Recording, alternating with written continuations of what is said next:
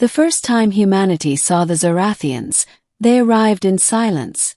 No war fleets blotting out the sky, no fiery demands for surrender. Instead, they hovered in orbit in colossal ships shaped like obsidian crescents, transmitting calm tones and cryptic signals that baffled Earth's finest linguists. They called themselves the Zorathian Collective, a civilization older than Earth's continents. They had no emperors, no monarchs, only a council of scholars, scientists, and philosophers who claimed to advise the mysterious throne of eternity, a seat of power that, according to their history, had chosen their rulers for millions of years. The throne, however, had been empty for centuries. To most humans, that detail was meaningless trivia. But to Aaron Hale, a 34-year-old maintenance technician working at the newly built orbital diplomatic station, the throne was nothing more than a topic for late-night jokes among crew members. Aaron wasn't anyone important, at least not in human terms. He fixed failing air recyclers, patched up heat leaks, and occasionally unclogged food dispensers. He had never been in command of anything larger than a wrench. Yet fate has a way of hiding kings in the garb of nobodies. The first encounter with the throne. When the Zorathians invited Earth's delegation aboard their capital ship, the Veilthor, Aaron tagged along purely by accident. One of the diplomat's assistants came down with radiation sickness at the last minute, and Aaron, being the only healthy crew member nearby, was shoved into the shuttle to carry bags and stay quiet. The Veilthor was less a ship and more a cathedral. Its corridors pulsed with bioluminescent veins, and the air vibrated with subtle harmonics that felt like a living heartbeat. At the ship's core sat a chamber larger than a stadium, and at the very center rested the throne of eternity. It wasn't made of stone or metal but of something translucent, like crystal forged from frozen starlight. The seat pulsed faintly, as though alive, its surface shifting in response to the presence of others. The Zorathian counselors, towering figures with glistening exoskeletons, spoke in their strange, harmonic tones, translated into human speech by shimmering drones. "Here rests the throne that has not chosen in 20 generations," one counselor announced. "We have invited you to witness its silence." The human diplomats murmured respectfully.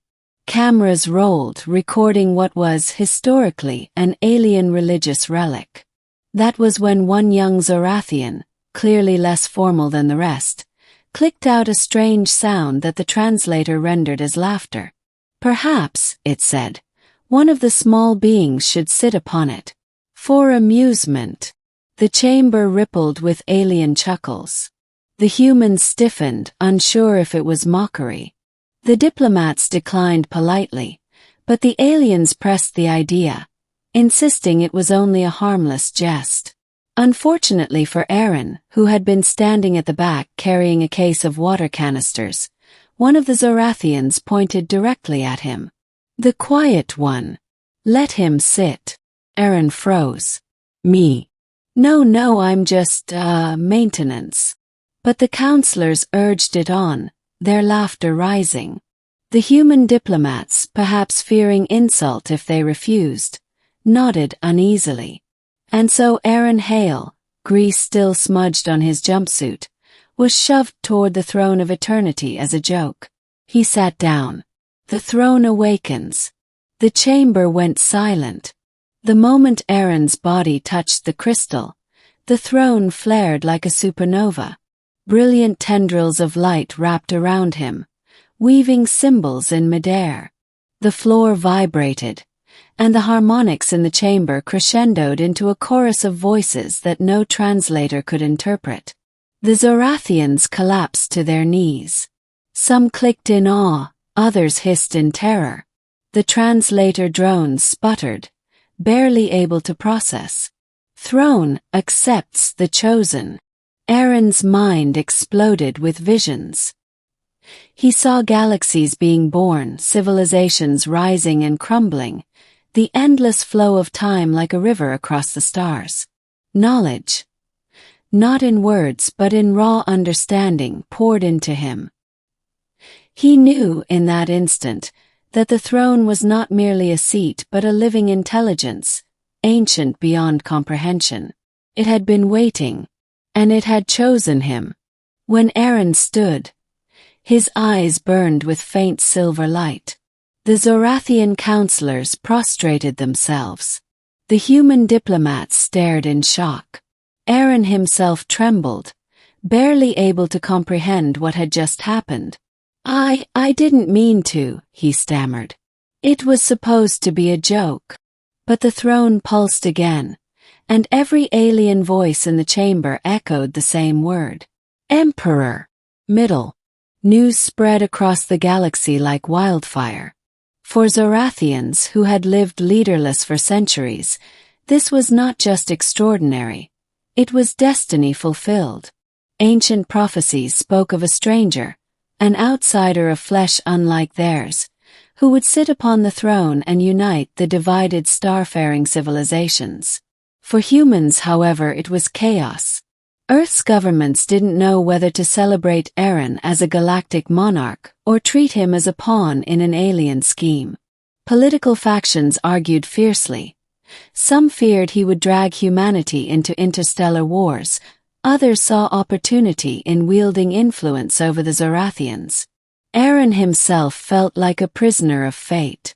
The throne haunted his mind, whispering in dreams, urging him to act. It showed him glimpses of wars raging in distant star clusters, dying civilizations begging for aid, entire species facing extinction. It pressed upon him the weight of responsibility. Unite or watch the galaxy fracture into endless conflict. But Aaron was no emperor. He was a man who once struggled to fix a water pump without swearing. Now entire fleets waited on his command. The Zorathian counselors shadowed his every step, bowing whenever he entered. When he spoke, they treated his words as sacred law. Even his casual mutterings, "I need coffee," or "this place is too cold," were interpreted as imperial decrees. Within weeks, the Veilthor had a fully operational, imperial coffee wing. Aaron felt trapped in absurdity and awe all at once. Yet not everyone welcomed him. Among the Zorathians lurked the Kerwetich Dominion, a rival faction that had long awaited the throne's silence to seize control. To them, a human chosen one was an abomination. They denounced Aaron as a fraud and mobilized war fleets, determined to erase him before his reign began. The galaxy teetered on the brink of war, because one human technician sat in the wrong chair. The trials of the chosen. The throne would not let Aaron flee. When he begged the council to release him, they merely bowed deeper. When he tried to return to Earth, the throne's visions assaulted him with images of destruction, the Kerrig burning colonies, enslaving weaker races. Every attempt to deny his role only deepened the throne's insistence. Lead or all will fall. So, unwillingly, Aaron became what history demanded.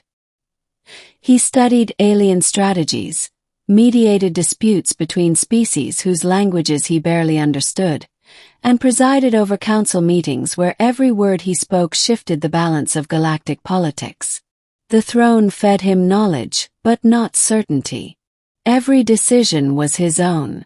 The first great trial came when the Kerwetich Dominion launched an attack on a neutral colony. Billions were at risk. Aaron had to choose: stay hidden and let the throne's legend collapse, or intervene and risk open war. Standing before the council, he trembled. His hands shook as he spoke.